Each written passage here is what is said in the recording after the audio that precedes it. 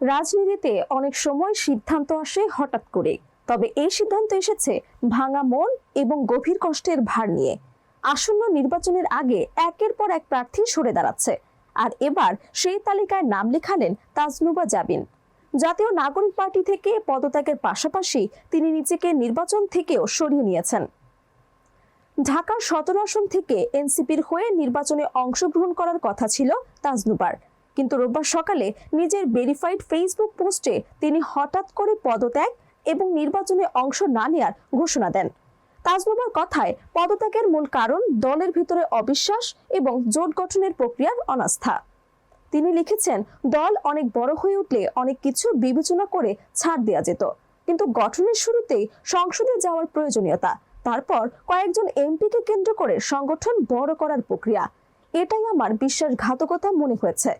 অত্যন্ত ভাঙা মন নিয়ে তাজনুবা জানান, আজকে আমি পদত্যাগ করেছি, আসন্ন নির্বাচনে অংশগ্রহণ করতে পারছি না। আমার মা আজকে চট্টগ্রাম থেকে এসেছিলেন, আর ঠিক আজকেই এই সিদ্ধান্ত নিতে বাধ্য হলাম। ভোটারদের উদ্দেশ্যে তিনি বলেন, আমাকে একটু সময় দিন, ধীরে ধীরে প্রত্যেক ডোনেশন ফেরত দেব। আপনাদের সমর্থন এবং ভালোবাসার জন্য আমি কৃতজ্ঞ।